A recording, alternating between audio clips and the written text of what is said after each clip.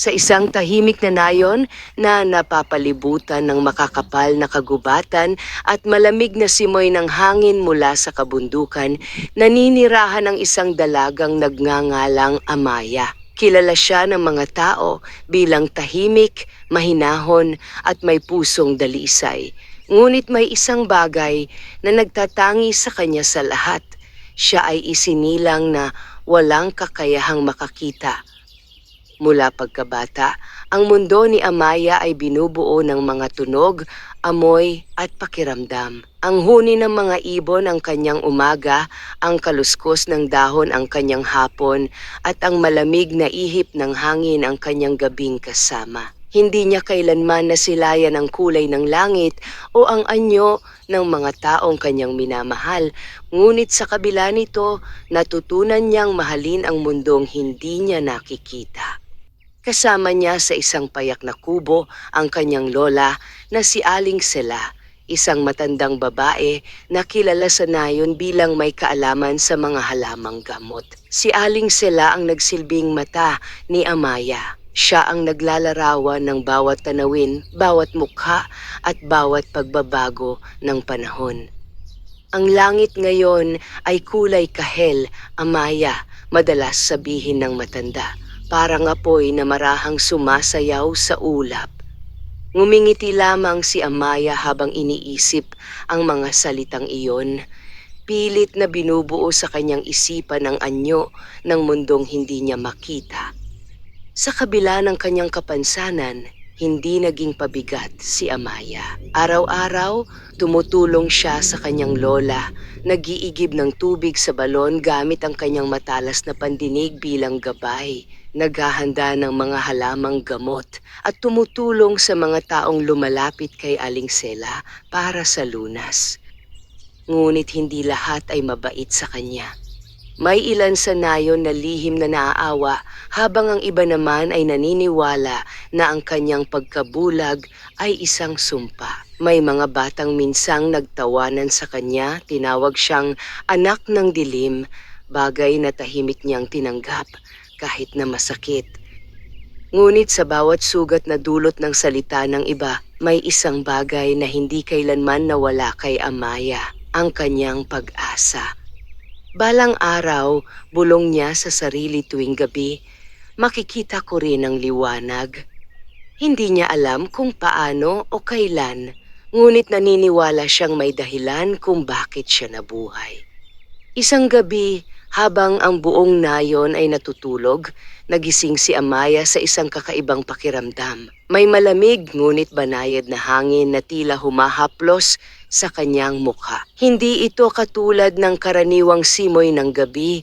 May kakaiba itong dalang katahimikan at kapayapaan. Dahan-dahan siyang bumangon mula sa kanyang higaan. Lola, mahinang tawag niya, ngunit walang sumagot.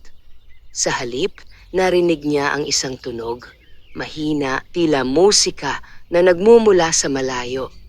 Isang himig na hindi niya pa kailanman narinig, ngunit agad na tumimo sa kanyang puso. Parang tinatawag siya. Hindi nag-atubili si Amaya. Kahit bulag, sinundan niya ang tunog, dahan-dahang lumabas ng kanilang kubo at naglakad patungo sa kagubatan. Ang bawat hakbang ay may kasamang kaba, ngunit mas malakas ang kanyang pagnanais na alamin kung ano ang naghihintay sa kanya.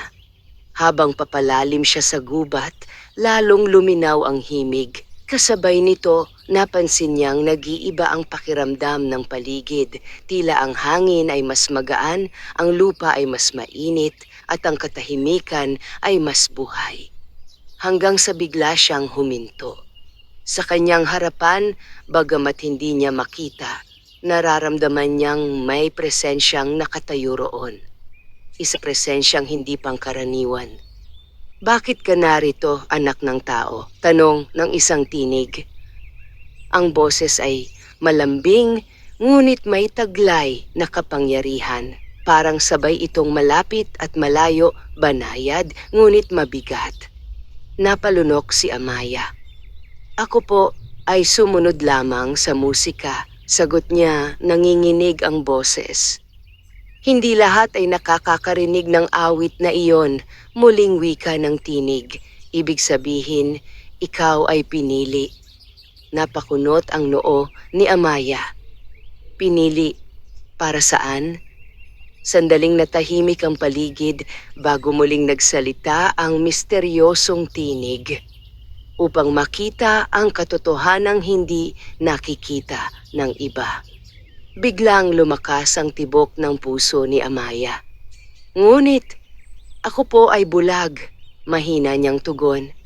At doon, sa gitna ng katahimikan ng gabi, narinig niya ang isang mahinang tawa, hindi mapanukso, kundi puno ng hiwaga. Ang tunay na pagkakita, sabi ng tinig, ay hindi nagsisimula sa mga mata. Sa sandaling iyon, naramdaman ni Amaya ang isang banayad na liwanag na tila yumakap sa kanyang buong pagkatao. Hindi niya ito makita, ngunit ramdam niya ang init nito, parang yakap ng isang matagal nang hinahanap. Kilalanin mo ako, wika ng tinig. Ako ang reyna ng mga diwata. Napatigil si Amaya, tila huminto ang mundo sa kanyang paligid. Hindi niya alam kung matatakot siya o magagalak. Ngunit isang bagay ang sigurado, ang gabing iyon ang magbabago sa kanyang buhay magpakailanman. At sa unang pagkakataon naramdaman niya na ang kanyang matagal na panalangin ay malapit nang matupad.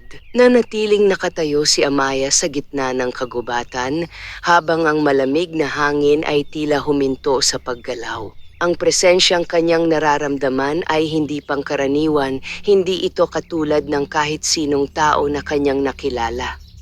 Reyna ng mga diwata, maingat niyang ulit, tila sinusubukang unawain ang bigat ng mga salitang iyon.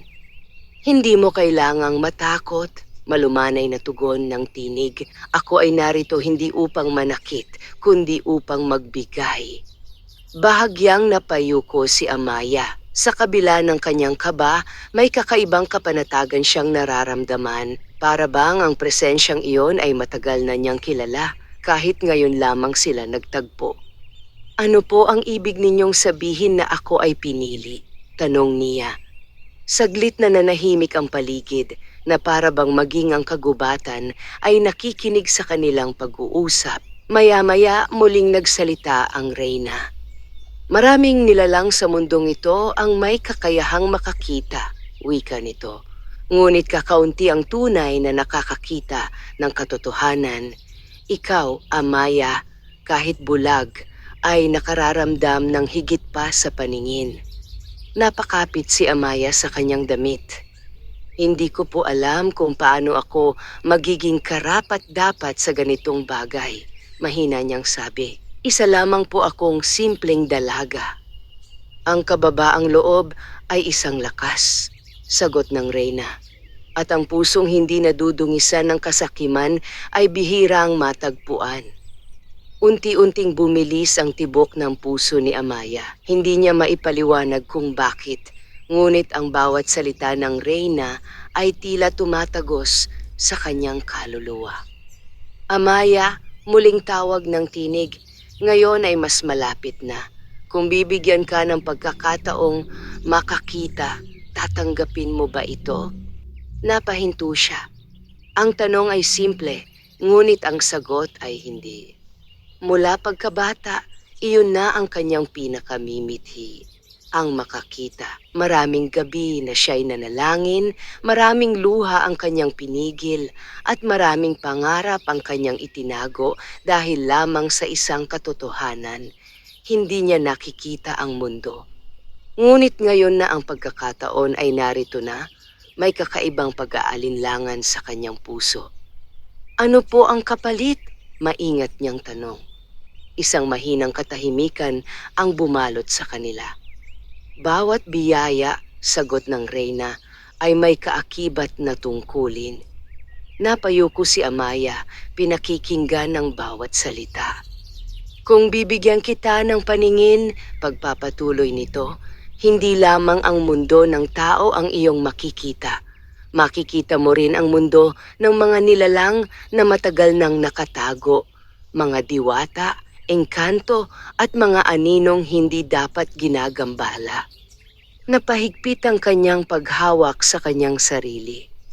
May mga lihim ang mundong ito na hindi dapat basta-basta nalalaman ng tao, dagdag pa ng reyna.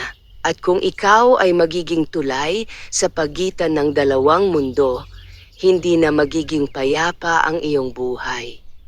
Unti-unting naramdaman ni Amaya ang bigat ng alok. Bakit po ako? Tanong niya, puno ng pagtataka. Maraming ibang tao na mas karapat dapat, mga taong buo ang paningin, mas malakas, mas matalino.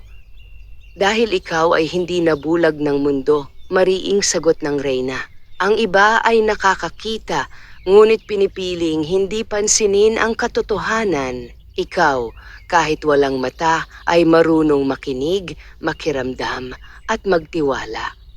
Tumahimik si Amaya. Sa kauna-unahang pagkakataon, naramdaman niyang ang kanyang kahinaan ay maaaring maging lakas. Kung tatanggapin ko po ito, mahina niyang wika, ano ang mangyayari sa akin? Isang banayad na liwanag ang tila lumapit sa kanya. Ramdam niya ang init nito sa kanyang mukha. Magbabago ang iyong mundo, sagot ng reyna. Makikita mo ang kagandahan, ngunit pati ang kadiliman. Makikilala mo ang katotohanan, ngunit pati ang panganib. Handa ka ba roon, Amaya? Napapikit si Amaya kahit wala siyang paningin. Sa kanyang isipan, naalala niya ang mga araw ng pangungutya, ang mga gabing puno ng pagdududa, at ang mga sandaling pinanghawakan niya ang pag-asa kahit walang katiyakan. Naalala rin niya ang kanyang lola, ang nagmahal at gumabay sa kanya sa kabila ng lahat. Kung magkakaroon siya ng kakayahang makakita, maaaring mabago ang kanyang buhay. Ngunit kasabay nito, maaaring mawala ang katahimikang kanyang nakasanayan. Huminga siya ng malalim. Kung ito po ay hindi lamang para sa akin, dahan-dahan niyang sagot, kundi para sa mas malaking layunin. Tatanggapin ko po. Isang mahinang liwanag ang tila sumayaw sa paligid. Isang matapang na desisyon, wika ng reyna. Biglang naramdaman ni Amaya ang isang malamig, ngunit banayad na haplos sa kanyang noo. Hindi ito masakit. Sa halip, ito'y tila isang pangakong unti-unting bumabalot sa kanyang pagkatao. Ngunit tandaan mo, dagdag ng reyna, ang iyong paningin ay hindi ibibigay ng basta-basta. Napakunot ang noo ni Amaya. Ano po ang ibig ninyong sabihin? Upang makamit ang liwanag, sagot ng reyna, kailangan mong tahakin ang landas ng pagsubok. 3 pagsubok ang iyong haharapin. Bawat isa ay susubok sa iyong puso, isip at kaluluwa. Napahigpit ang kanyang dibdib. At kapag ikaw ay nabigo, mahina niyang tanong. Sandaling tumahimik ang paligid. Mananatili kang bulag, sagot ng reyna, at makakalimutan mo ang gabing ito. Isang malamig na kilabot ang dumaan sa kanyang katawan. Ngunit bago pa siya makapagsalita, muling nagsalita ang reyna.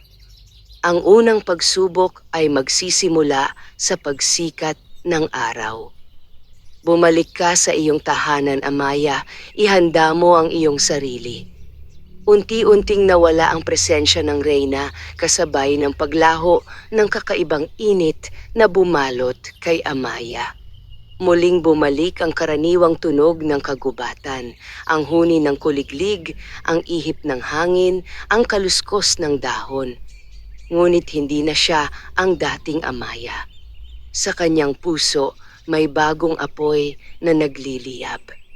Isang pag-asa na hindi na lamang pangarap, kundi isang landas na kailangan niyang tahakin. At habang siya'y dahan-dahang bumabalik sa kanilang kubo, hindi niya alam na ang unang pagsubok na kanyang haharapin ay magsisimula sa isang bagay na pinakamalapit sa kanyang puso. Maagang nagising si Amaya kinabukasan bago pa man tuluyang sumikat ang araw. Ang hangin ay malamig at ang paligid ay tahimik, ngunit sa kanyang dibdib naroroon ang hindi mapakaling tibok ng puso. Hindi niya alam kung panaginip lamang ba ang lahat ng nangyari kagabi o kung ito nga ay isang katotohanan na magbabago sa kanyang buhay. Amaya, tawag ng kanyang lola mula sa kabilang silid. Gising ka na ba? Opo, lola, agad niyang sagot, pilit na pinapakalma ang sarili. Narinig niya ang mabagal na paglapit ni Aling Sela, dala ang pamilyar na tunog ng kahoy na sahig na bahagyang umuugong sa bawat hakbang. Maaga kang nagising ngayon, puna ng matanda. May iniisip ka ba? Sandaling natahimik si Amaya. Gusto niyang sabihin ang tungkol sa reyna ng mga diwata, sa alok na makakita at sa mga pagsubok na kanyang haharapin. Ngunit may pumipigil sa kanya, isang pakiramdam na ang mga bagay na iyon ay hindi basta-basta maaaring ibunyag. Wala naman po, lola, sagot niya bagamat may halong pag-aalinlangan ng kanyang boses. Hindi na nagtanong pa ang matanda, sa halip, marahang hinawakan ang kanyang balikat. Kung may bumabagabag sa iyo, anak, huwag mong kimkimin, sabi nito. Hindi mo kailangang harapin ang lahat ng mag-isa. Napangiti si Amaya kahit hindi ito makita ng kanyang lola. Opo, mahina niyang tugon. Lumipas ang umaga na tila karaniwan lamang, naglinis siya ng kubo, tumulong sa paghahanda ng mga halamang gamot at nag-igib ng tubig. Ngunit sa bawat sandali, ramdam niya ang bigat ng hinihintay na pagsubok. Ano ang mangyayari? Ano ang kailangan niyang gawin? At paano niya haharapin ang isang bagay na hindi pa niya lubos na nauunawaan? Habang papalapit ang tanghali, isang kakaibang pangyayari ang naganap. May isang lalaki ang dumating sa kanilang kubo. Ang kanyang paghinga ay mabigat at ang kanyang mga hakbang ay tila hirap na hirap. Aling Sela, tawag nito, puno ng desperasyon. Tulungan ninyo po ako. Agad na kumilos ang matanda. Ano ang nangyari? Tanong nito habang pinapapasok ang lalaki. Ako po ay nalason, hingal na sagot nito. May nakain akong hindi ko alam at ngayon ay nanlalabo ang aking paningin. Hindi ko na maramdaman ang aking mga kamay. Napatigil si Amaya. Ang salitang iyon, nanlalabo ang paningin, ay tila tumimo sa kanyang puso. Humiga ka, utos ni Aling Sela. Amaya, dalhin mo ang mga halamang nasa mesa, yung may amoy na mapait. Agad na kumilos si Amaya. Kilala niya ang bawat halaman sa kanilang tahanan at sa pamamagitan ng kanyang pangamoy at paghipo, mabilis niyang natagpuan ang hinahanap. Ngunit habang abala siya, may isang mahinang tinig na muling umaling-aungaw sa kanyang isipan. Ito ang iyong unang pagsubok. Napahinto siya. Hindi iyon guni-guni. Boses iyon ng reyna. May dalawang landas na maaari mong piliin, dagdag ng tinig. Ang una, tulungan mo ang lalaking ito kahit hindi mo alam ang buong katotohanan. Ang ikalawa, huwag kang makialam at hayaan mong ang iyong lola ang magdesisyon. Napalunok si Amaya. Bakit? Kailangan pang pumili, bulong niya sa sarili. Ngunit walang sagot. Sa halip, naramdaman niyang tila may mabigat na pa siyang kailangang gawin. Lumapit siya sa lalaki, dala ang mga halamang kinakailangan. Ngunit habang hinahawakan niya ang mga ito, may kakaiba siyang napansin. Sa kanyang paghipo sa balat ng lalaki, may naramdaman siyang kakaibang lamig, hindi ito katulad ng karaniwang sakit. Parang may ibang bagay. Lola, maingat niyang tawag. Oh, tugon ni Aling Sela habang abala sa paghahanda ng gamot. Sigurado po ba kayong nalason lang siya? Sandaling tumigil ang matanda. Ano ang ibig mong sabihin? Tanong nito. Hindi agad nakasagot si Amaya. Hindi niya maipaliwanag kung bakit, ngunit may pakiramdam siya na may itinatago ang lalaking iyon. Biglang nagsalita ang lalaki, tila natataranta. Pakiusap, tulungan ninyo ako, hindi ko na kaya. Ngunit sa kabila ng kanyang pagsusumamo, may bahagyang panginginig sa kanyang boses. Parang hindi ito ganap na tapat. Muling umalingaw ang tinig ng reyna sa kanyang isipan. Ang tunay na pagsubok ay hindi kung ano ang nakikita, kundi kung ano ang nararamdaman. Napapikit si Amaya. Ano ang dapat niyang gawin?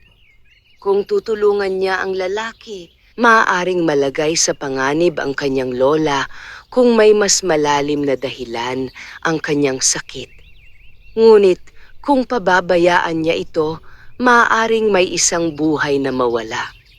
Isang mabigat na desisyon ang nasa kanyang mga kamay. At sa unang pagkakataon, naramdaman niyang ang kanyang kakayahang makiramdam, ang tanging lakas na mayroon siya, ang siyang susubok sa kanya. Dahan-dahan siyang huminga. Pagkatapos ay nagsalita. Lola, matatag niyang wika, hayaan ninyo po akong subukan. Natahimik ang buong silid. At sa sandaling iyon, nagsimula ang unang hakbang ni Amaya sa landas na magbabago sa kanyang kapalaran. Nanatiling tahimik ang loob ng kubo matapos magsalita si Amaya. Ang kanyang lola ay bahagyang nagulat, ngunit hindi nag-atubiling umatras ng isang hakbang, isang tahimik na pagpapahintulot sa dalaga na subukan ng kanyang sariling kakayahan. Sigurado ka ba, anak? Tanong ni Aling Sela, may halong pag-aalala. Opo, matatag na tugon ni Amaya. May kakaiba po akong nararamdaman. Dahan-dahan siyang lumapit sa lalaking nakahiga. Ang kanyang paghinga ay pabigat ng pabigat at ang kanyang katawan ay tila unti-unting nanlalata. Maingat na hinawakan ni Amaya ang kanyang pulsuhan. Sa unang dampi pa lamang, agad niyang naramdaman ng kakaibang agos. Hindi ito tulad ng normal na pintig ng dugo. May halong lamig at tila paggapang ng kung anong hindi maipaliwanag. Para bang may ibang puwersang nakadikit sa kanyang katawan. Hindi po ito karaniwang lason, bulong ni Amaya. Napatigil si Aling Sela. Ano ang sinasabi mo? May ibang bagay po, sagot niya. Pilit hinahanap ang tamang salita. Parang may kumakapit sa kanya, hindi lang sakit. Napasinghap ang matanda, ngunit hindi siya agad nagsalita.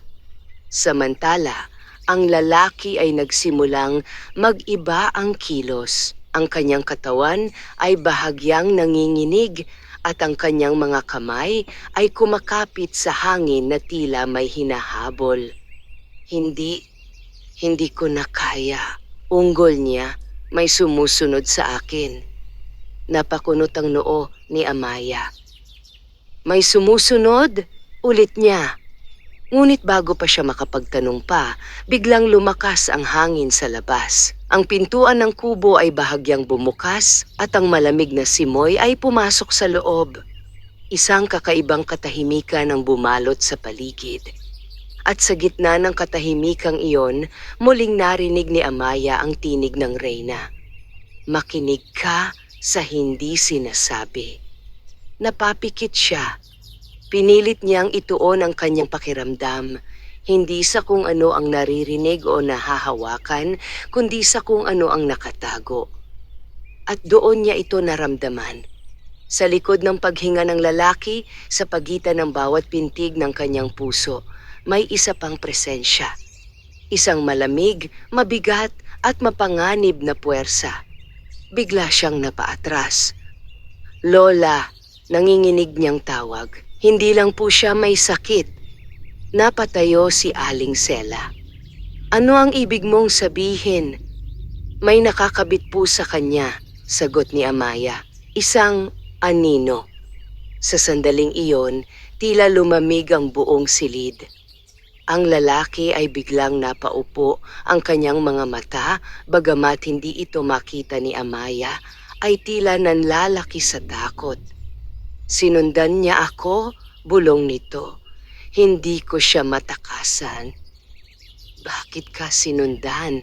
Tanong ni Amaya. Ngayon ay mas matatag ang boses. Saglit na natahimik ang lalaki. Pagkatapos ay dahan-dahang nagsalita. May kinuha ako, amin ni isang bagay na hindi dapat galawin. Napahigpit ang dibdib ni Amaya. Ano iyon? Isang lumang anting-anting, sagot ng lalaki. Nakita ko sa gitna ng gubat, nakabaon sa lupa. Akala ko, swerte iyon. Ngunit hindi, dagdag niya puno ng pagsisisi. Mula nang kunin ko iyon, hindi na ako pinatahimik ng isang anino.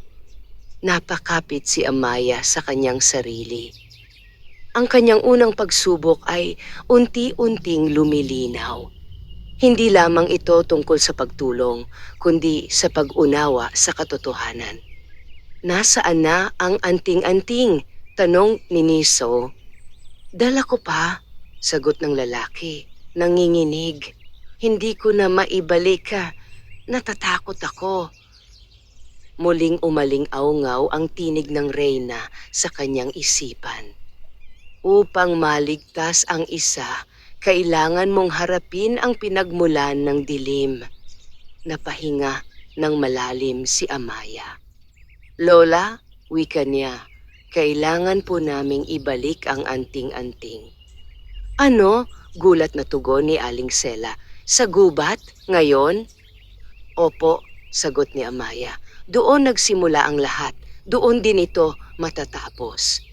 Sandaling natahimik ang matanda bago marahang tumango. Kung iyan ang nararamdaman mo, anak, sasamahan kita. Ngunit umiling si Amaya. Hindi na po, sabi niya. Ito po ang aking pagsubok. Napabuntong hininga si Aling Sela, ramdam ang bigat ng sitwasyon. Mag-iingat ka, mahina nitong sabi. Lumapit si Amaya sa lalaki. Kaya mo pa bang tumayo? Tanong niya. Oo, susubukan ko, sagot nito. Sa tulong ni Amaya, dahan-dahang tumayo ang lalaki. Ang kanyang katawan ay mahina, ngunit tila may bagong pag-asa sa kanyang puso. Habang sila'y papalabas ng kubo, muling umihip ang malamig na hangin. Ngunit ngayon, hindi na ito nakakatakot. Sa halip, ito ay tila paalala na ang landas na kanilang tatahakin ay hindi magiging madali. Ngunit kailangan itong harapin. At sa unang pagkakataon, kahit hindi pa nakakakita si Amaya, tila mas malinaw kaysa dati ang kanyang direksyon. Patungo sa gitna ng kagubatan.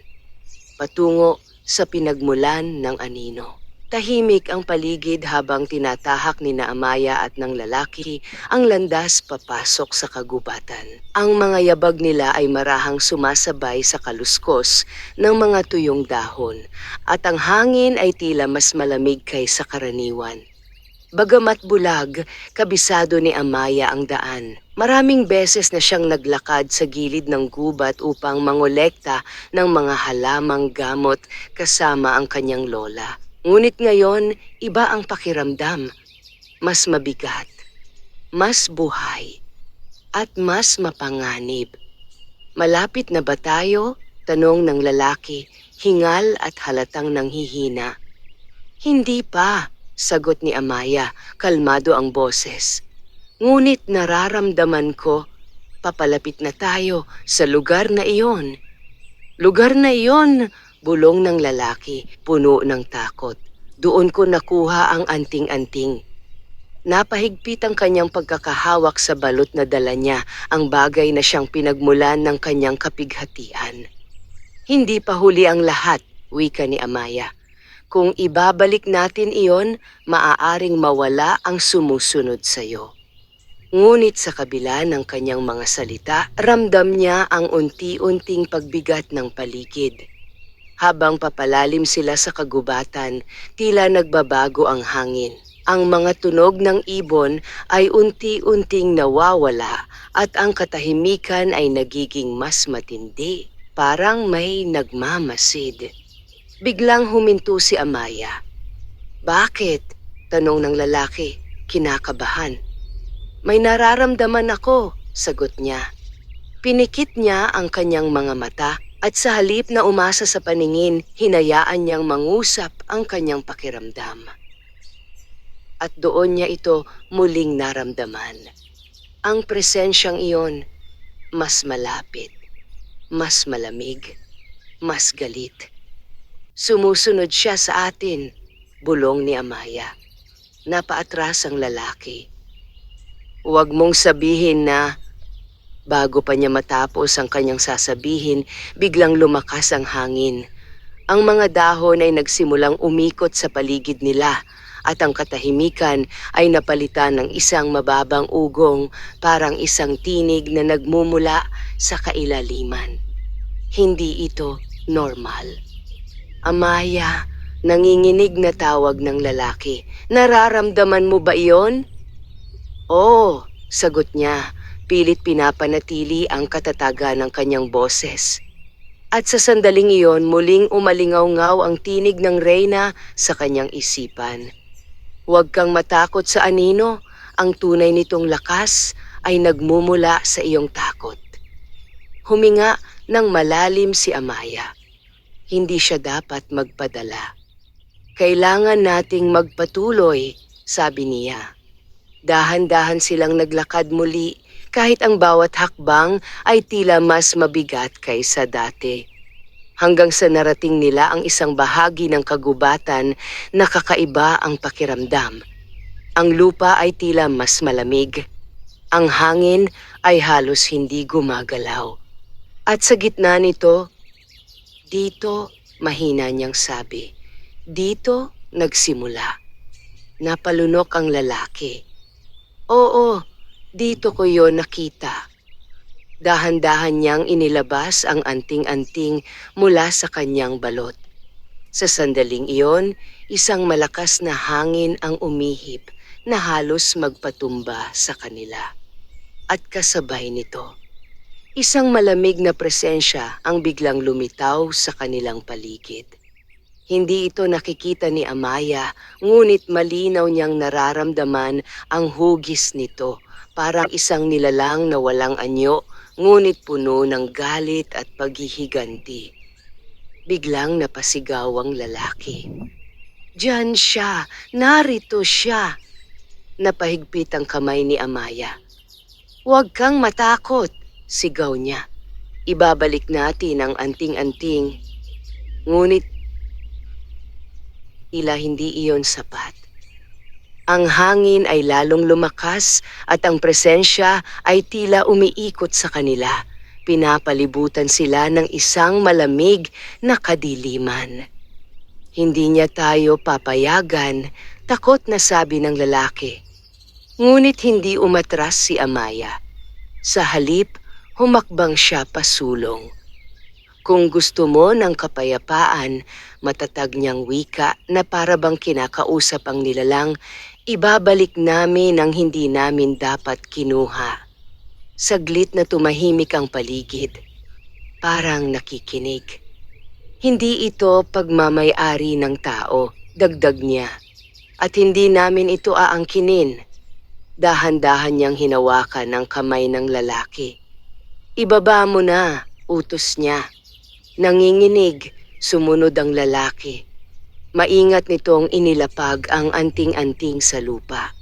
Sa sandaling yon, tila huminto ang mundo. Ang hangin ay biglang tumahimik. Ang presensya ay tila nawala. Ngunit hindi pa tapos ang lahat.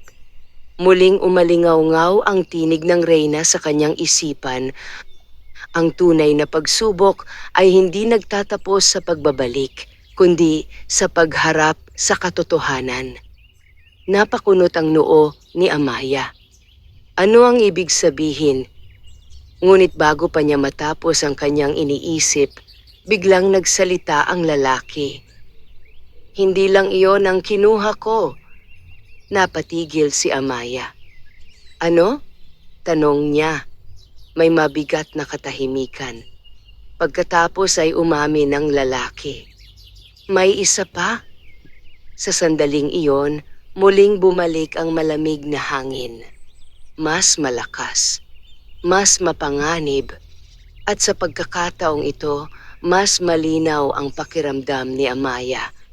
Ang anino ay hindi pa tapos, at ang kanyang unang pagsubok ay hindi pa natatapos. Nanatiling nakatayo si Amaya habang ang malamig na hangin ay muling umiikot sa kanilang paligid. Ang katahimikan na saglit nilang natamo ay napalitan ng mas mabigat at mas mapanganib na presensya.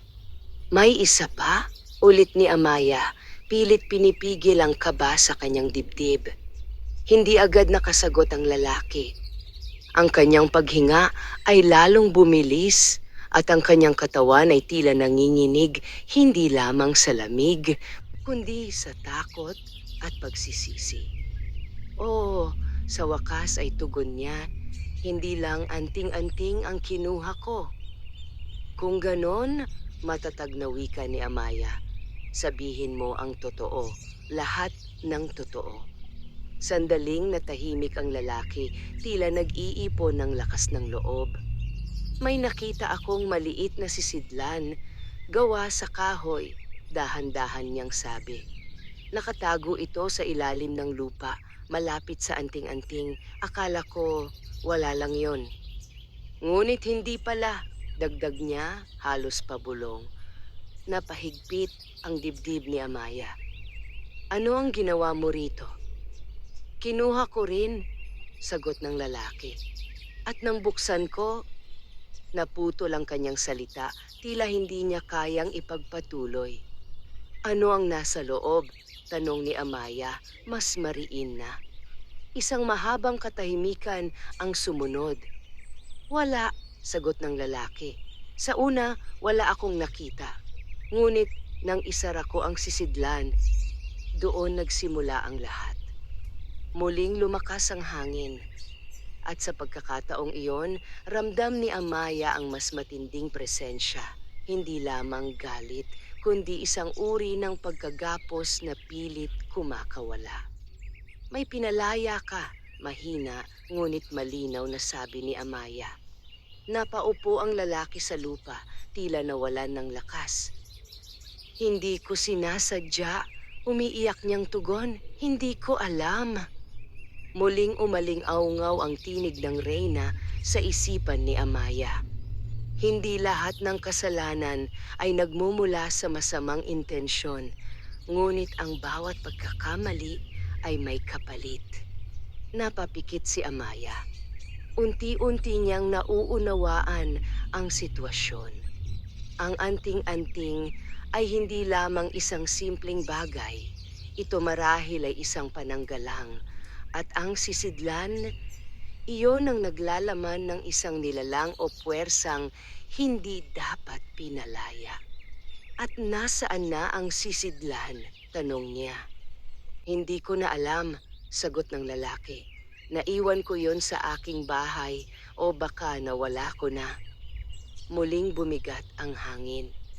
Hindi ito matatapos hanggat hindi natin naibabalik ang lahat, wika ni Amaya.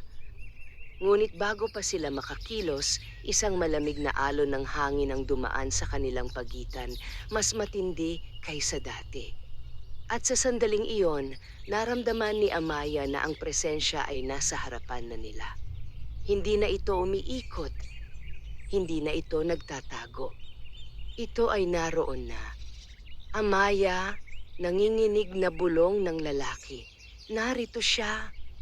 Dahan-dahang huminga si Amaya.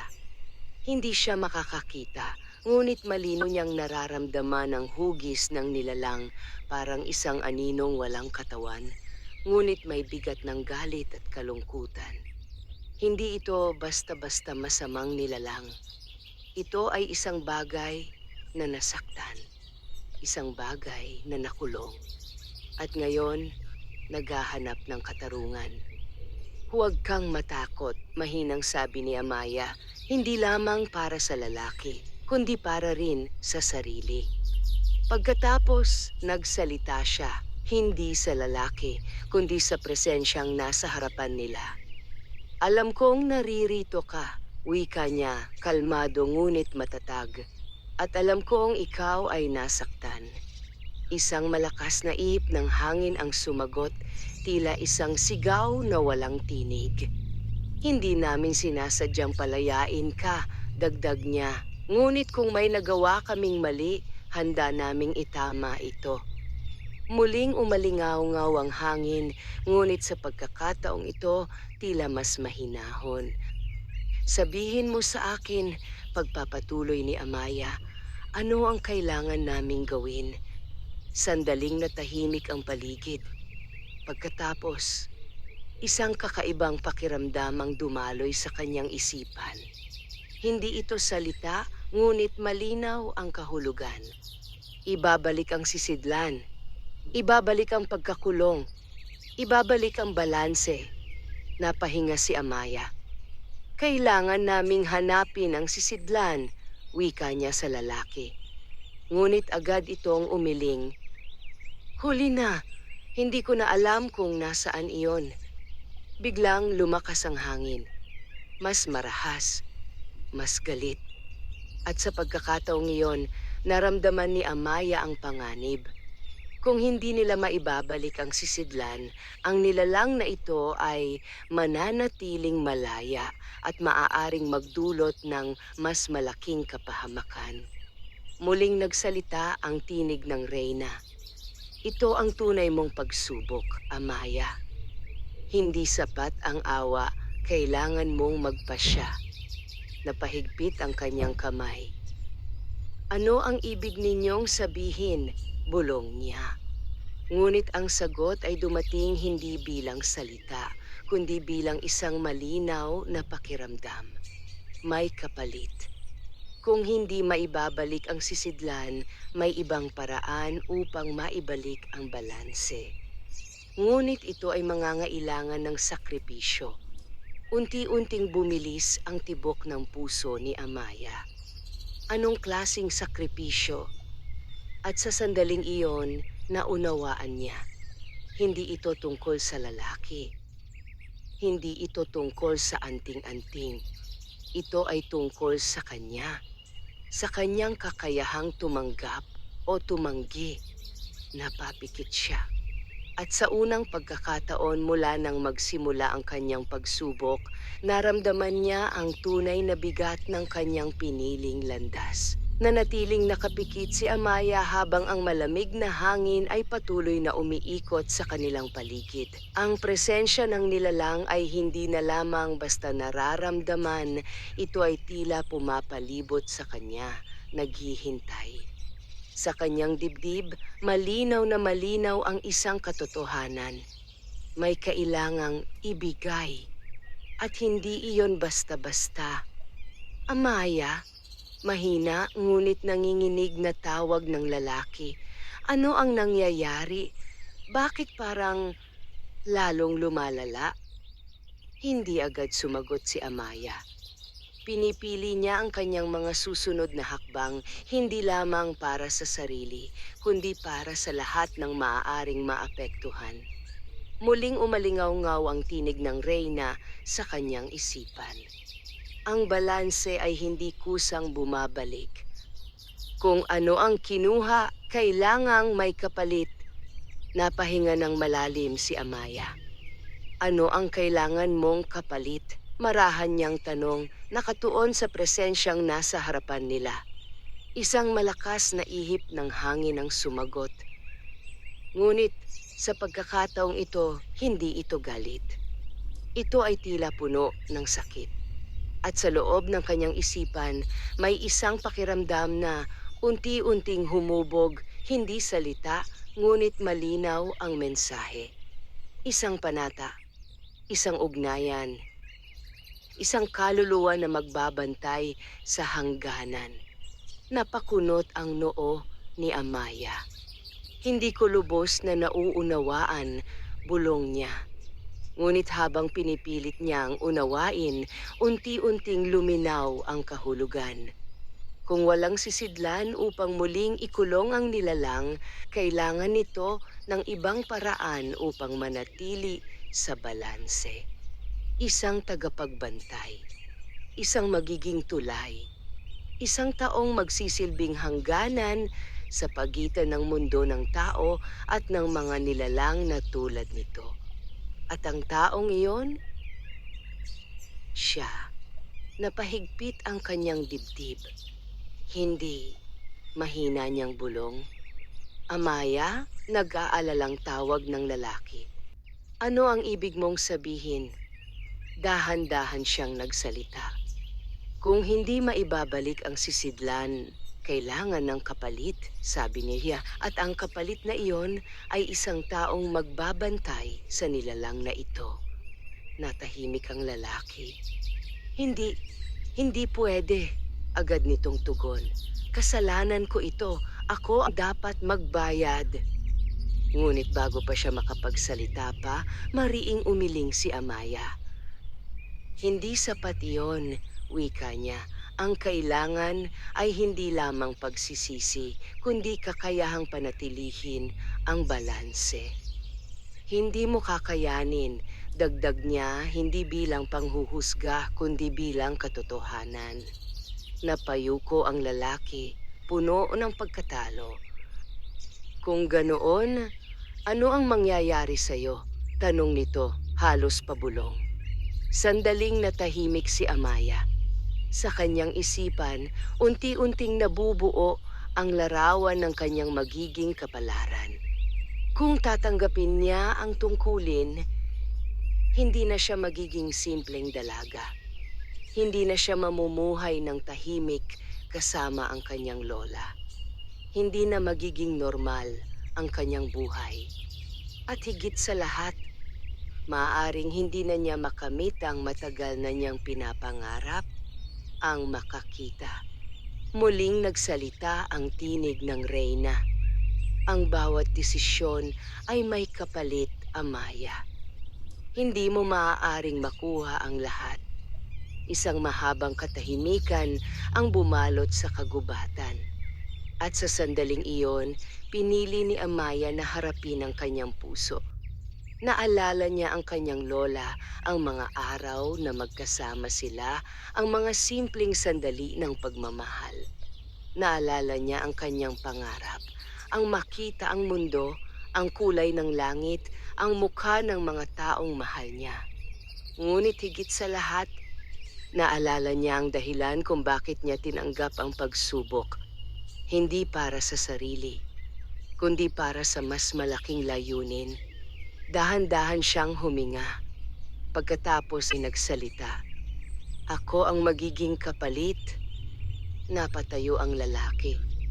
Hindi, sigaw nito. Hindi mo kailangang gawin ito. Ngunit hindi na siya pinakinggan ni Amaya. Sa halip, humakbang siya pasulong, patungo sa presensyang hindi niya nakikita, ngunit malinaw niyang nararamdaman. Kung kailangan mo ng tagapagbantay, wika niya, matatag ang boses, ako ang tatanggap ng tungkuling iyon. Isang malakas na hangin ang sumalubong sa kanya. Ngunit sa pagkakataong iyon, hindi ito marahas. Ito ay tila tumatanggap.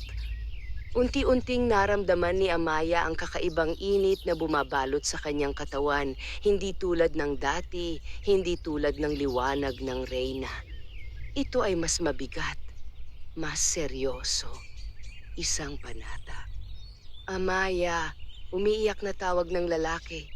Patawad, kasalanan ko ito. Ngunit hindi na siya sumagot.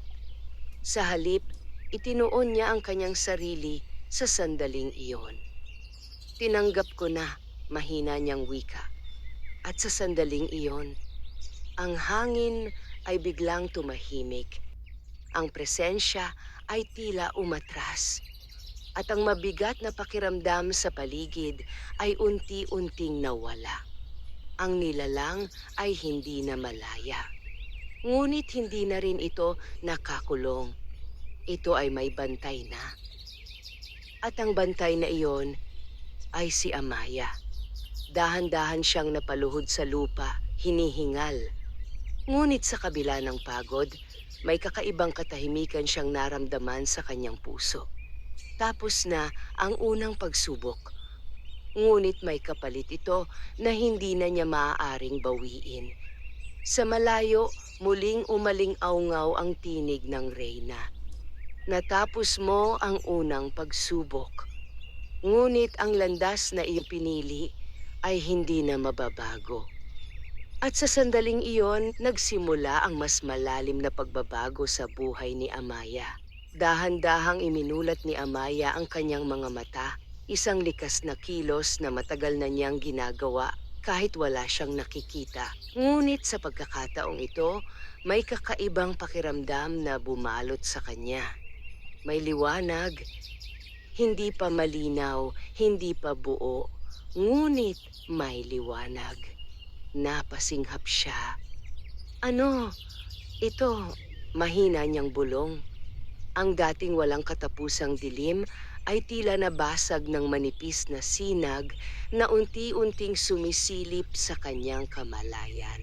Hindi niya maipaliwanag kung ano ang kanyang nararanasan. Hindi ito ganap na paningin, ngunit hindi na rin ito lubos na kadiliman.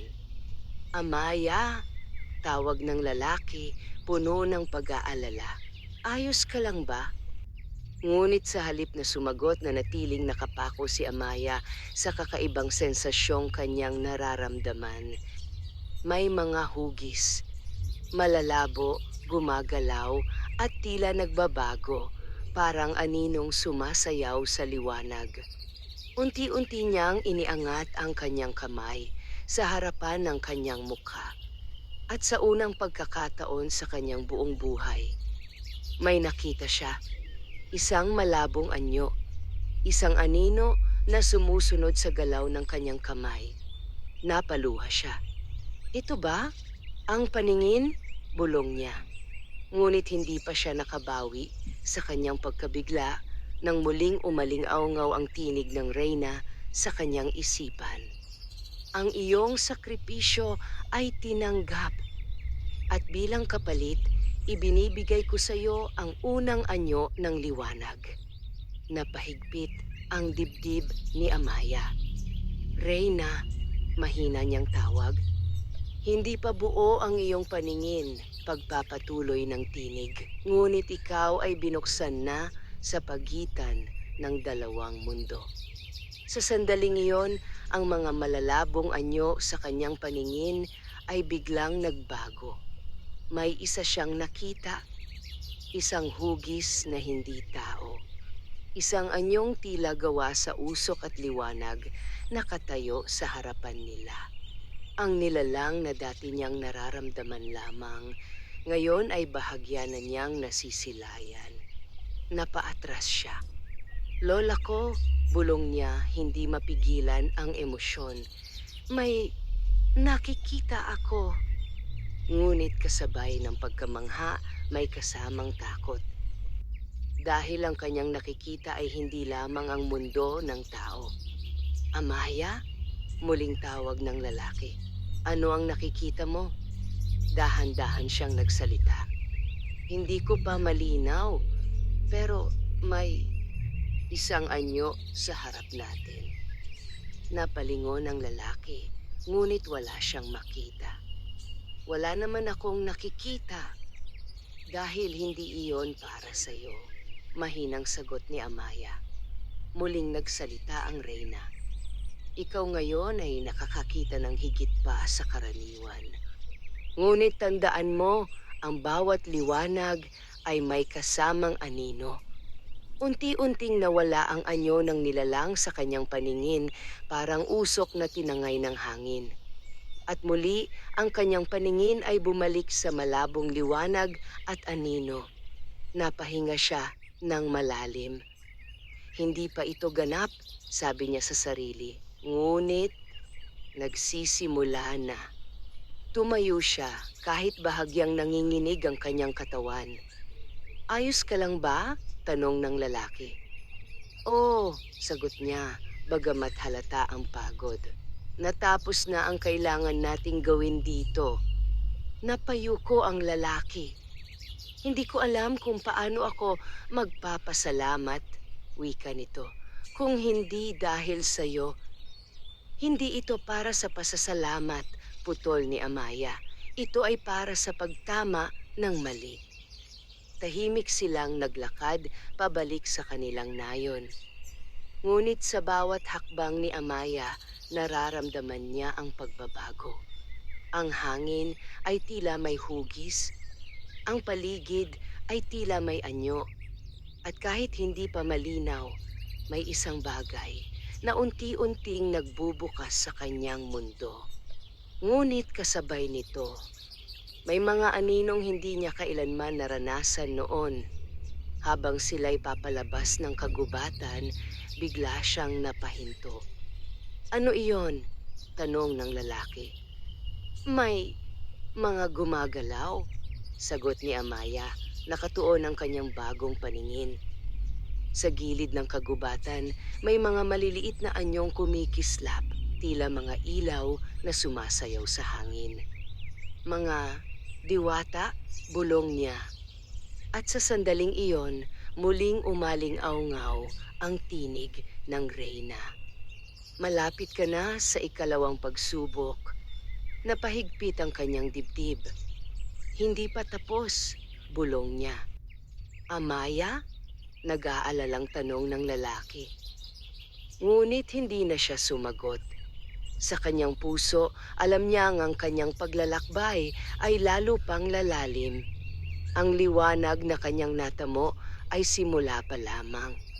At ang susunod na pagsubok ay hindi na lamang tungkol sa sakripisyo, kundi tungkol sa kung paano niya gagamitin ang bagong mundong kanyang nakikita. Pagbalik ni na Amaya sa kanilang kubo, tila walang nagbago sa panlabas na anyo ng paligid, ngunit para sa kanya, ang lahat ay iba na.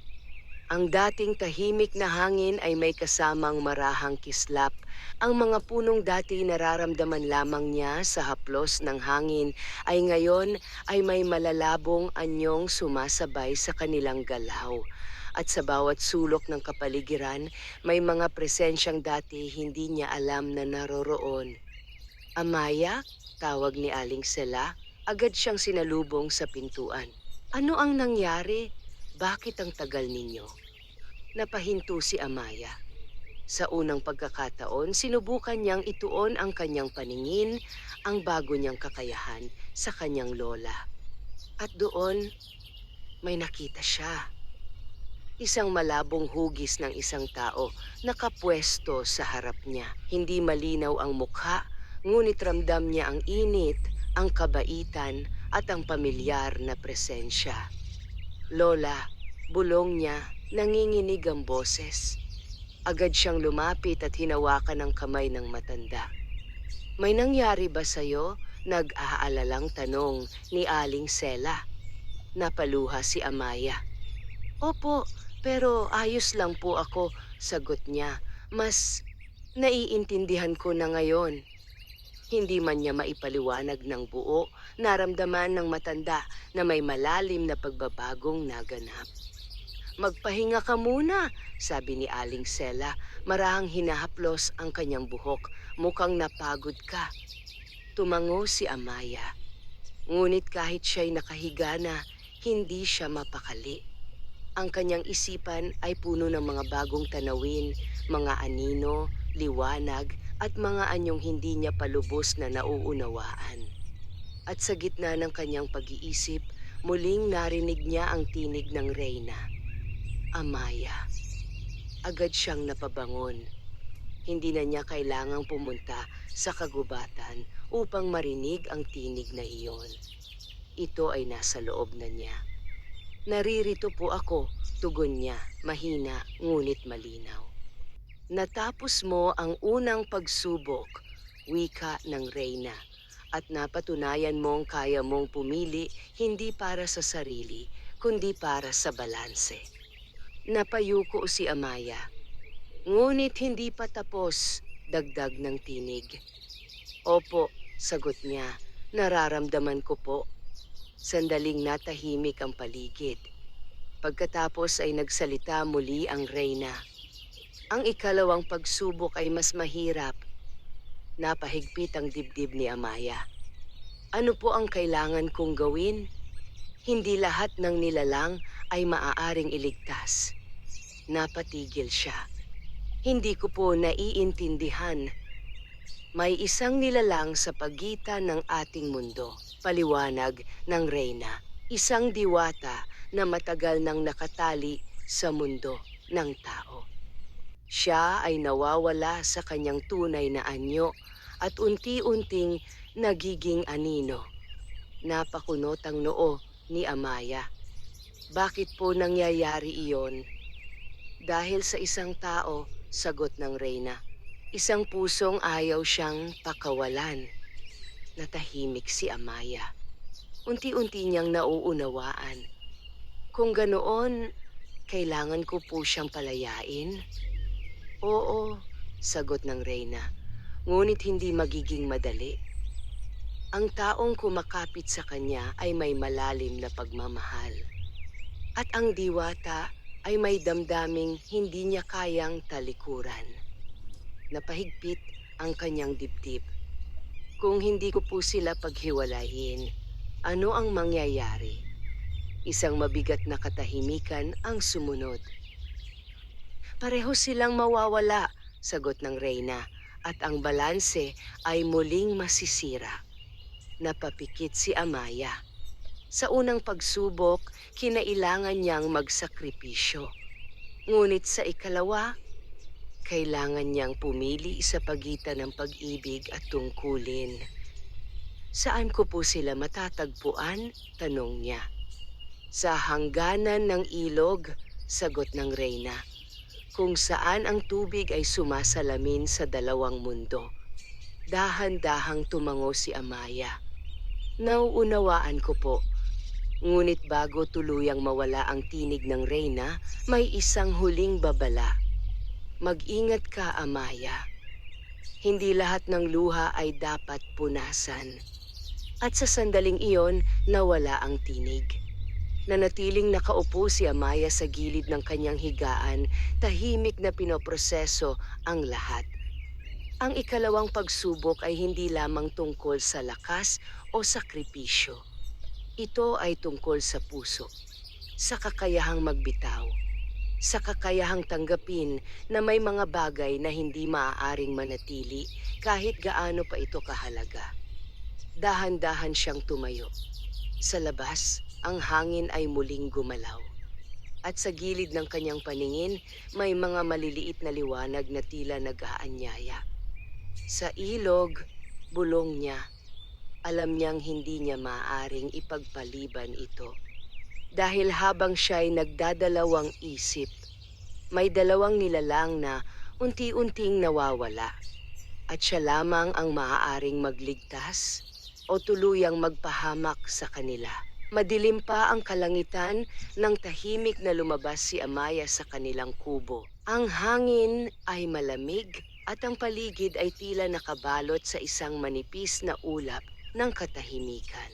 Ngunit sa kanyang paningin, na hindi pa ganap, ngunit unti-unting lumilinaw, may mga mumunting liwanag na gumagabay sa kanya. Hindi na siya nagdalawang isip. Alam niya kung saan siya pupunta. Ang ilog. Habang naglalakad, nararamdaman niya ang kakaibang paghila ng kanyang bagong kakayahan. Parang may isang puwersang dahan-dahang nagtuturo sa kanya ng direksyon. Ang mga liwanag na kanyang nakikita ay tila mga gabay, tahimik na sumasabay sa kanyang mga hakbang. At sa bawat paglapit niya sa ilog, lalong nagiging malinaw ang kanyang pakiramdam. May dalawang presensya, magkaibang magkaiba, ngunit magkadikit. Pagdating niya sa pampang, agad niyang narinig ang agos ng tubig, malinaw, mahinahon, ngunit may dalang kakaibang bigat. Huminto siya. At sa kanyang paningin, sa unang pagkakataon, nakita niya ng mas malinaw ang isang tagpo. Sa gilid ng ilog, may dalawang anyo. Ang isa ay isang binata. Ang kanyang anyo ay malabo, ngunit halatang tao. Nakaluhod siya sa tabi ng tubig, tila may hawak na isang bagay na hindi makita ni Amaya. Ang isa naman, isang nilalang na kumikislap sa mahinang liwanag, isang diwata. Ngunit hindi tulad ng inaasahan niyang anyo, ang diwata ay tila nagiging malabo, parang usok na unti-unting naglalaho. Napahigpit ang dibdib ni Amaya. Sila na, bulong niya. Dahan-dahan siyang lumapit. Pakiusap, narinig niyang sabi ng binata, puno ng desperasyon. Huwag mo akong iwan. Tumigil si Amaya. Ang boses ng binata ay puno ng sakit. Isang sakit na hindi basta-basta mawawala. Hindi ko kaya, sagot ng diwata. Ang kanyang tinig ay banayad, ngunit nanghihina. Hindi na ako kabilang dito. Ngunit mahal kita, sigaw ng binata. Sa sandaling iyon, tila huminto ang mundo. Napapikit si Amaya. Ang eksenang iyon ay mas mabigat kaysa sa kanyang inaasahan. Hindi ito simpleng pagsubok. Ito ay isang pagpili na may kapalit na puso. Muling umaling-awngaw ang tinig ng reyna sa kanyang isipan. Alalahanin mo, Amaya, ang balanse ay higit sa damdamin. Ngunit sa harap ng kanyang naririnig, mahirap balewalain ang sakit na iyon. Kung mananatili ka, patuloy ng binata, hahanap ako ng paraan, hindi kita pababayaan. Ngunit marahang umiling ang diwata. Kung mananatili ako, pareho tayong mawawala, sagot niya. At sa sandaling iyon, nagsalita si Amaya. Kailangan mo siyang pakawalan. Napatigil ang dalawa. Sino ka? Tanong ng binata, puno ng pagtataka at bahagyang galit. Isang hakbang ang inilapit ni Amaya. Ako ay narito upang itama ang hindi dapat nangyayari, sagot niya. Huwag kang makialam, maring sabi ng binata. Hindi mo alam ang pinagdadaanan namin. Napahigpit ang kamay ni Amaya. Tama ka, mahinahon niyang tugon. Hindi ko lubos na nararamdaman ang sakit mo. Ngunit nararamdaman ko ang nangyayari sa kanya. Itinuro niya ang diwata. Unti-unti siyang nawawala, dagdag niya. At kung magpapatuloy ito, wala nang matitira sa inyong dalawa. Natahimik ang binata. Hindi, mahina niyang bulong. Lumapit si Amaya sa diwata. Gusto mo bang manatili? Tanong niya. Sandaling natahimik ang diwata. Pagkatapos ay sumagot, Oo, ngunit hindi ko kaya, mahina nitong sabi. Hindi na ako buo at habang nandito ako, lalo akong nawawala. Napapikit si Amaya. Ang sagot ay malinaw. Hindi ito tungkol sa kung ano ang gusto nila, kundi kung ano ang tama. Kung mahal mo siya, wika ni Amaya sa binata, pakawalan mo siya. Napailing ang binata, luha ang luha. Paano kung iyon ang magpapasakit sa akin habang buhay? Tahimik si Amaya sa loob ng ilang sandali. Pagkatapos ay dahan-dahan siyang sumagot.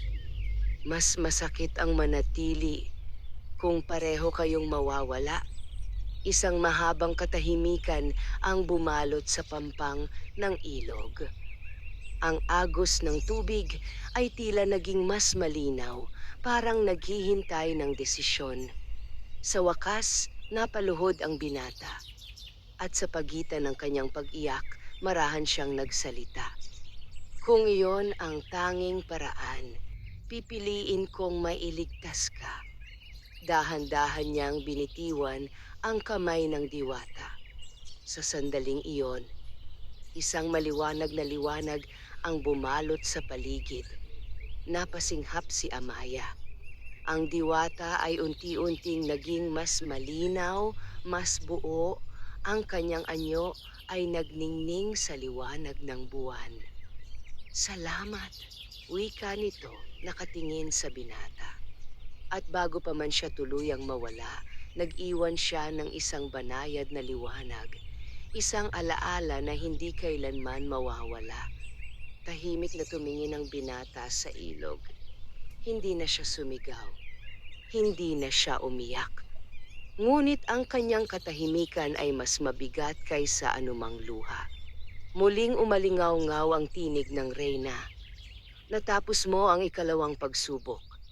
Napahinga si Amaya. Ngunit sa kanyang puso, may kirot na hindi niya inaasahan. Hindi lahat ng tagumpay ay masaya.